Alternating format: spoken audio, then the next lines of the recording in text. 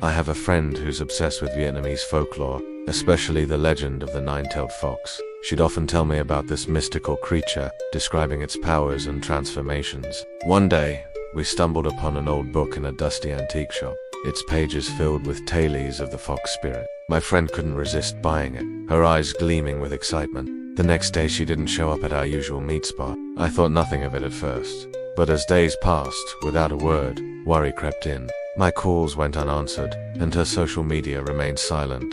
After a week, I decided to check on her. I arrived at her apartment, the door slightly ajar. A strange, sweet scent wafted through the air, making my head spin. As I stepped inside, the smell grew stronger, almost intoxicating. I called out her name, but only silence greeted me. In her living room, I found the book open on the coffee table. The pages were covered in strange symbols and drawings of foxes with multiple tails. One illustration caught my eye. A fox with a single tail, its eyes glowing with an eerie light. As I flipped through the pages, I learned about the nine-tailed fox's journey. It starts with just one tail, a young spirit full of curiosity and mischief.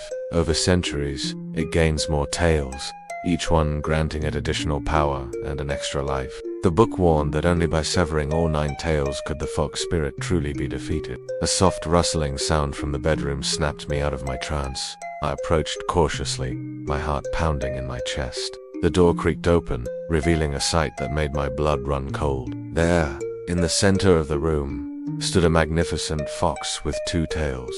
Its fur shimmered with an otherworldly glow, and its eyes, those eyes were unmistakably my friend's. She, or it, turned to face me, a mix of recognition and hunger in its gaze. I stumbled backward, my mind reeling. Had my friend somehow transformed, or had the fox spirit taken her form?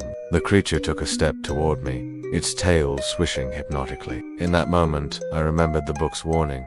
This was only the beginning of its transformation. With each passing century, it would gain another tail, another life, shifting between benevolent helper and malevolent trickster. As I backed away, the fox creature tilted its head, a familiar gesture that sent chills down my spine. It opened its mouth, and in a voice that was both my friend's and not, it spoke, "Don't be afraid, I've only just begun." I ran from the apartment, my heart racing. But even as I fled, I knew this was far from over. The nine-tailed fox had awakened, and with it, a centuries-old cycle of magic and mystery had been set in motion once again.